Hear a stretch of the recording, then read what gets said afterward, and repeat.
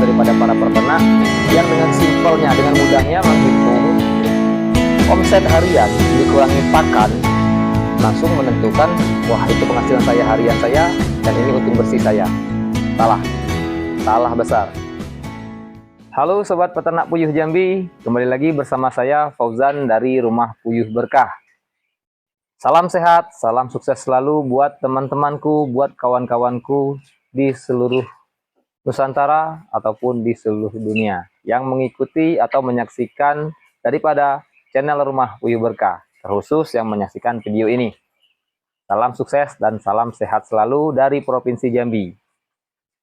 Baik kawan-kawan, di video kali ini saya akan mencoba membahas tentang HPP, harga pokok penjualan. Dalam hal ini kita mengarah ke telur puyuh, karena hasil produksi daripada beternak puyuh petelur. Ini merupakan request dari teman kita dari Kalimantan Tengah. Halo, Mas Fahmi Yusuf kalau nggak salah namanya. Salam sehat selalu, semoga sukses beternak puyuhnya.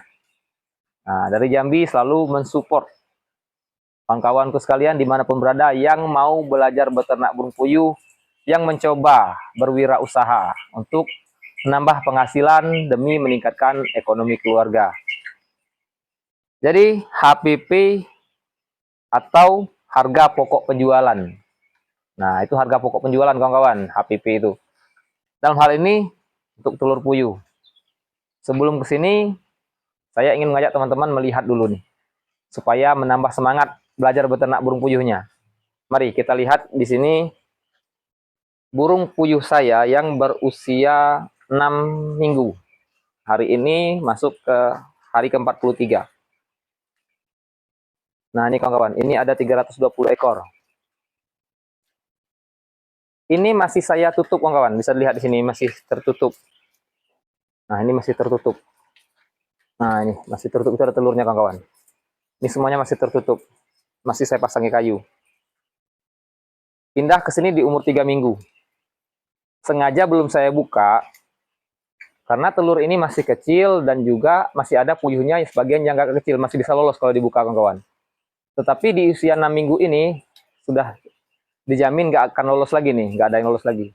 Dan telur yang dikeluarkan ini juga agak kecil-kecil. Jadi ini nanti tidak semuanya dijual kawan-kawan, disortir. Sebagian besarnya nanti diberikan kepada tetangga saja, karena masih cukup kecil. Kita coba buka di sini kawan-kawan, supaya mengikuti, supaya menambah semangat. Ini usia 6 minggu kawan-kawan. Jadi belajar bertelurnya ini kemarin di usia 5 minggu. Di usia 5 minggu sudah ada yang bertelur. Ini kita tarik. Ini satu kotak isinya 18 ekor. Nah, itu kawan-kawan. Sudah ada telurnya yang keluar tuh. Ini sekarang genap 6 minggu umurnya. Ini lagi. Nah, ini sudah banyak nih kawan telurnya. Ini kemarin kita ikat litis saja di sini. Nah,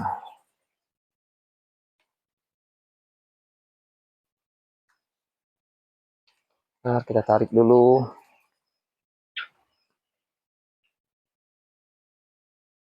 Oke. Tuh telurnya banyak kawan. Dan masih ada lagi nih. Ini totalnya 320 ekor. Ada yang masih sedikit telurnya kawan. Nah, ini baru 2 ekor malah. Baru 2 butir telurnya. Jadi tetap saja bertahap. Bertelurnya itu tetap bertahap. Ini ada juga, di sini juga ada. Oke, ini penambah semangat. Penampakannya di sini. Nah, ini puyuhnya kawan-kawan. Usianya baru 6 minggu atau 42 hari. Hari ini masuk hari ke-43. Terus badannya udah bongsor-bongsor, udah siap telur semua nih. Oke, kita kembali ke tema. Oke kawan-kawan, kita kembali ke tema kita tentang HPP. Kita putar sedikit kameranya. Ini tanpa kameramen kawan-kawan, jadi mohon maaf kalau tidak terlalu bagus hasil videonya. Tapi saya berusaha semaksimal mungkin supaya tema atau maksud yang saya sampaikan bisa dimengerti oleh kawan-kawanku sekalian. Jadi HPP, tentunya harga pokok penjualan.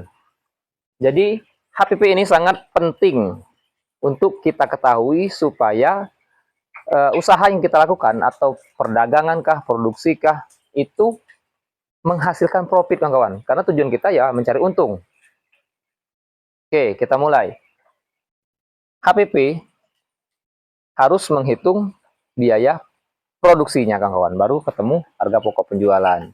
Contoh kalau kita buat roti, nanti tepungnya berapa, gulanya berapa, perlengkapan lain-lainnya berapa, termasuk juga mungkin LPG yang digunakan, termasuk juga nanti pokoknya sekecil apapun itu harus dihitung kawan-kawan. Sekecil apapun bahan yang digunakan itu harus dihitung. Nah, dalam produksi telur puyuh tentu bahan yang digunakan yaitu pertama kali pakan. Pakan normalnya ya kawan-kawan ya, rata-rata ya dari 23 gram sampai 27 gram atau 28 gram. Kita hitung 27 saja. 23 gram sampai 27 gram per ekor per hari. Itu untuk burung puyuh kawan-kawan. Ini berbeda jenis lagi, makanya berbeda konsumsinya. Kalau peksi itu bisa menyentuh 27, bisa lebih, bisa sampai 28. Kalau puyuh lokal itu biasanya 23 sampai bahkan ada yang 22 gram per ekor per hari. Supaya mudah menghitungnya kita ibaratkan atau kita misalkan populasinya 1000 ekor kawan-kawan. Jadi populasi 1000 ekor. Nah, ini mempermudahnya kawan-kawan. Jadi kebutuhan pakan, nah kebutuhan pakan per harinya itu kita kalikan 25 saja. Ambil titik tengah daripada 23 sampai 27 tadi. 25 gram per ekor per hari. Jadi kalau 1000 burung puyuh, ini akan ketemu pakan itu 2500 gram. Atau 2,5 kilo. Nah, harga pakan lagi yang berpengaruh. Ini tiap daerah pasti berbeda kawan-kawan. Kita ambil yang mudah saja dan rata-ratanya. Biasanya itu harga pakan 400.000 per sak. Isinya 50 kilo. Jadi 400.000 dibagi 50 artinya Rp8.000 per kilogram. Oke. Jadi kebutuhan pakan di sini, kebutuhan pakan pada akhirnya 2,5 kilo dikalikan 8.000. Sorry, bukan setengah kilo, 25 kilo kawan. Sorry. 1000 dikalikan 25 gram. Ini 25.000. Jadi jadinya 25 kilo kawan. 25 kilo dikalikan 8.000. 25 kilo dikali 8.000 ini tentunya sudah, nah ini sudah bisa menghitung uang. Berarti biaya pakannya saja Rp200.000 per hari. Nih, untuk 1000 burung puyuh. Nih, jangan kaget kawan-kawan yang punya populasi baru mulai nih ternak puyuh langsung mulai 1000 ekor. Nah, siap-siap nih pakannya segini. Dengan perhitungan pakan persaknya Rp400.000 dan konsumsi hariannya 25 gram per ekor per hari. Nih, siapin untuk pakannya. Bayangkan kalau telurnya tidak terjual. Ini nombok pakan tiap hari kawan-kawan. Tidak dikasih pakan, burung puyuhnya bisa penurunan produktivitas dan juga bisa menyebabkan kematian pada burung puyuhnya. Ini konsumsi hariannya. Tentunya produksi, hasil produksinya, telur puyuhnya. Telur puyuh, ini mohon maaf kalau tulisannya agak jelek kawan-kawan. Sudah lama tidak menulis seperti ini. Telur puyuh itu kita kalikan yang terendah saja kawan. Target yang terendah ini 80% dari 1000. Nah, ini dari 1000 ekor itu kita kalikan 80% saja, berarti 800 butir. Per hari ini kawan-kawan ya. Produksi per harinya 800 butir. Sehingga, nah tinggal dikalikan harga jual. Kalau dikatakan harga jual di sini kita kali berapa yang standar ya? Kalau kita kalikan 400 terlalu tinggi mungkin. Bahkan bisa tidak sampai 400. Atau kita kalikan Rp300 saja kawan-kawan. Nah, karena di daerah kawan-kawan sekalian mungkin itu ada yang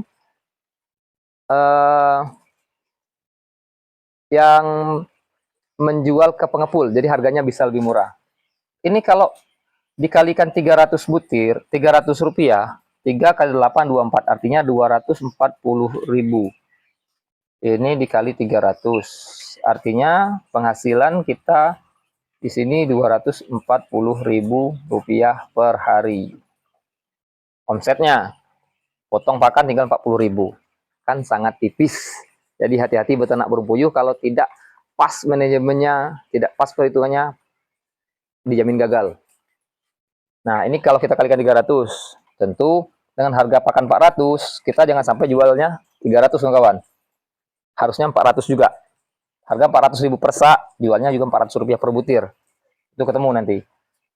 8 kali 4, 32, 320.000. Tentunya ada 120.000 marginnya nanti. Oke, kita lanjut ke HPP tadi. Jadi HPP, kita cuma menghitung di sini pakan, kawan. Tidak menghitung minum.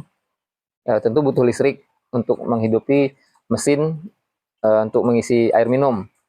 Terus juga tenaga, mungkin panen, pemberian pakan, dan lain sebagainya. Ini kita hanya menghitung pakan saja, supaya nanti bisa terlihat gambaran ringkasnya. Kawan-kawan bisa menghitung sendiri nanti waktu yang dibutuhkan, tenaga yang digunakan, sehingga wah cocoknya harga jual seperti ini. Jika di bawah ini berarti tidak masuk hitungannya. Saya rugi, ya sudah mending nggak usah ternak puyuh. Nah, itu aja, simpel kawan-kawan. Jadi HPP-nya, kalau 200.000 pakan kita ini, telur puyuhnya yang dihasilkan 800, artinya 200.000 dibagi 800. Ya, gitu saja, kita hitungnya gampang saja, kawan-kawan. Ini menurut keyakinan saya dan menurut yang saya pahami, kawan-kawan. Jika butuh referensi lain, boleh silakan cari lagi tambahan referensi. Ini jika kita kurangi nolnya 2, artinya tinggal 20.000 dibagi 8. Artinya di sini 250 nih per butir. Nah, simpel gitu aja, kawan-kawan. Jadi, satu telur puyuh kita itu, satu butir telur puyuh yang kita hasilkan itu, nih, modalnya segini. Baru modal pakan.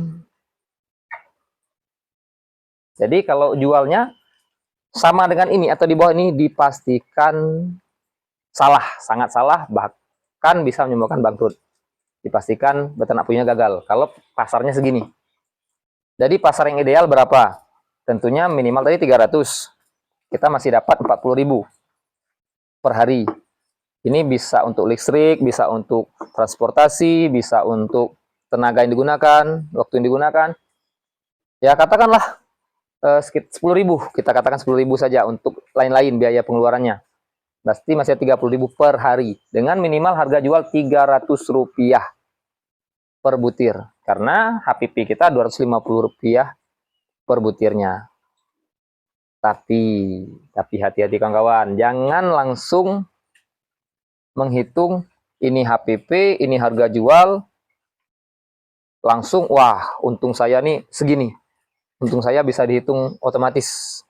Tidak, kawan-kawan. Hati-hati. Di sini kebanyakan kesalahan daripada para peternak yang dengan simpelnya, dengan mudahnya menghitung omset harian dikurangi pakan, langsung menentukan, wah itu penghasilan saya harian saya, dan ini untung bersih saya. Salah. Salah besar. Karena harus kita hitung dalam dunia bisnis, ini yang paling menentukan lagi, berhasil atau tidaknya peternakan itu, tentunya aset. Menghitung aset. Aset ini, nah ini seperti kandang, seperti burung puyuhnya itu, bibit puyuh yang kita besarkan jadilah petelur, itu termasuk aset, kawan-kawan. Aset bergerak, ada yang tidak bergerak. Yang namanya aset ini tidak lepas yang namanya dari angka penyusutan. Ya, tulisannya agak jelek, mohon maaf, kawan-kawan. Mudah-mudahan bisa maksud apa yang saya sampaikan sini, bisa maksud daripada penyampaian saya, tujuan saya membuat video ini. Angka penyusutan kandang. Kalau kandang ini termasuklah tempat pakan, tempat minum. Kalau kita buat dari kayu, tempat minumnya buat sendiri, ini harus kita hitung. 1 tahun tahan nggak? Kalau 1 tahun sudah harus diperbaiki, harus ganti, artinya angka penyusutannya tinggi. Dan inilah mengapa saya sudah mulai berganti ke kandang galvanis, kawan-kawan. Dan tempat pakan dari awal saya gunakan tempat pakan pabrikan. Karena tempat pakan pabrikan ini bisa tahan puluhan tahun. Mungkin musuhnya ya terbakar api, baru dia bisa hancur atau tidak bisa digunakan lagi. Selagi digunakan seperti ini, saya yakin ini bisa puluhan tahun, bisa seumur hidup mungkin, kawan-kawan, tempat pakannya ini. Jadi angka penyusutannya cuma 0,0 sekian persen, sangat kecil. Tapi kalau kandangnya kandang kayu, otomatis kawat akan kita berganti mungkin dalam beberapa bulan untuk lantai. Untuk dinding dan segala macamnya mungkin dalam jangka 1 tahun atau 2 tahun harus diganti. Angka penyusutannya tinggi, belum lagi kayunya lama-lama keropos. Katakanlah bertahan 3 tahun, 3 tahun ganti baru lagi. Kalau modal kandang ini saja kita katakan 1 juta, dalam 3 tahun harus ganti baru, berarti 1 juta dibagi 3. Artinya dalam per tahunnya kita harga kandang kita itu menyusut 300.000 rupiah, 330.000 rupiah. 1 juta dibagi 3, 1 juta dibagi selama 3 tahun. Karena dia taksir kita bertahan selama 3 tahun. Tetapi ada lagi biaya perawatan tadi kita tambahkan lagi. Ganti kawat segala macamnya itu tentunya penyusutan kandang yang kita miliki bisa lebih dari 330.000.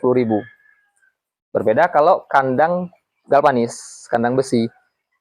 Ini saya rasa bisa 5 tahun ke atas. Katakanlah 5 tahun. Artinya kandang ini bisa bertahan selama 5 tahun. Walaupun 5 tingkat ini 5 set itu katakanlah modalnya kali 200.000 berarti 1 juta juga, kawan. 1 juta juga ini dibagi 5 tahun, artinya 200.000 per tahun penyusutan daripada kandang ini. Dan kayunya juga tidak banyak digunakan seperti di awal.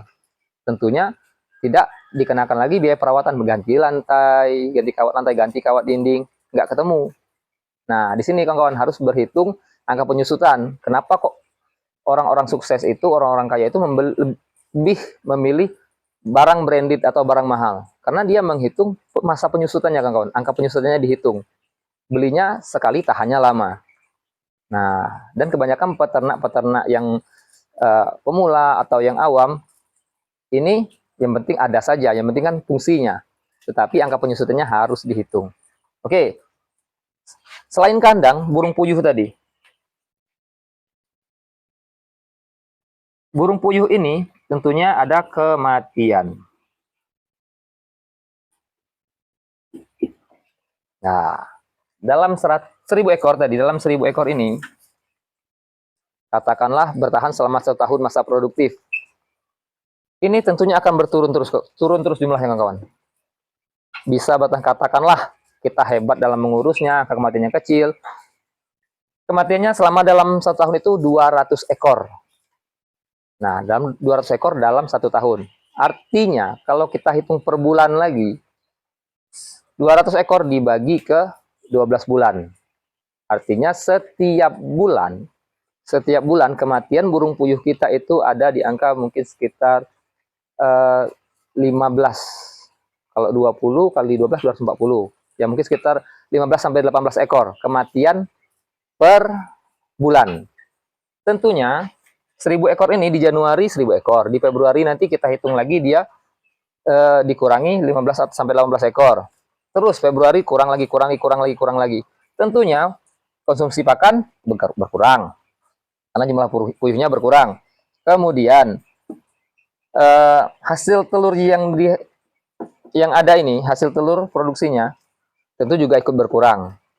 Nah, jadi kalau hanya kita bertahan 1.000 ekor beternak burung puyuh, itu selama 1 tahun pasti akan turun terus, omsetnya akan turun terus, tentunya profit yang kita dapatkan juga turun terus. Nah, itu kawan-kawan. Jadi untuk manajemen beternak burung puyuh ini sebenarnya bisa kita bahas di lain kesempatan, mungkin lebih detail, mungkin dengan Bang Edi atau dengan Pak Asyari, mungkin dengan teman-teman kita yang lain lah. Karena kalau saya sendiri, sepertinya ambil garis mudahnya saja. Karena kalau saya manajemennya seperti apa, ya sederhana kawan-kawan. Jadi hasil beternak burung puyuh saya ini tidak sepenuhnya saya konsumsi atau saya ambil sebagai untung. Saya hanya mengambil untuk kebutuhan hidup saya, selanjutnya langsung saya pesankan lagi, entah itu beli aset, entah itu servis rumah puyuhnya, Intinya langsung saya gunakan lagi, entah saya pesan bibit, entah saya buat beli kandang baru. Bisa lihat nih kawan-kawan, kandang puyuh galvanis ini beberapa bulan alhamdulillah sudah bisa mencapai 40 set. Lumayan nih kawan-kawan, nilainya bisa dikalikan saja. 40 set ini nilainya berapa? Itu adalah aset yang saya miliki dari hasil beternak burung puyuh ini. Nah gitu saja. Kalau Bang Jimmy kasih sarannya, profit ini, katakanlah 40.000 ini, 30%-nya sisahkan, ditabung, kumpulkan, beli lagi aset. Atau ditabung untuk dana darurat. Karena ketika telur puyuh lagi anjlok atau pakan lagi naik, disinilah menutupinya, dana darurat. Oke kawan, nah di sini ya mohon maaf apabila videonya tidak terlalu bagus atau tulisannya juga tidak terlalu bagus. Mudah-mudahan kawan-kawan bisa mengerti. Tonton saja pelan-pelan, tonton secara lengkap. Mudah-mudahan bisa bermanfaat untuk kawan-kawanku yang baru mau memulai beternak burung puyuh atau sudah beternak burung puyuh dalam skala kecil mau perlahan up populasi. Hati-hati up populasi menyesuaikan dengan pasar. Jangan sampai populasi tinggi pasar tidak menerima. Nanti harga turun, harga jualnya akan anjlok, kawan-kawan akan bingung sendiri. Oke, itu dulu kawan-kawan untuk videoku di video Rumah Puyuh Berkah kali ini. Temanya tentang harga pokok penjualan. Mas Fahmi Yusuf, mudah-mudahan terbantu ya Mas. Maaf sudah terlalu lama video ini tidak saya buat karena ya menunggu waktu yang tepat.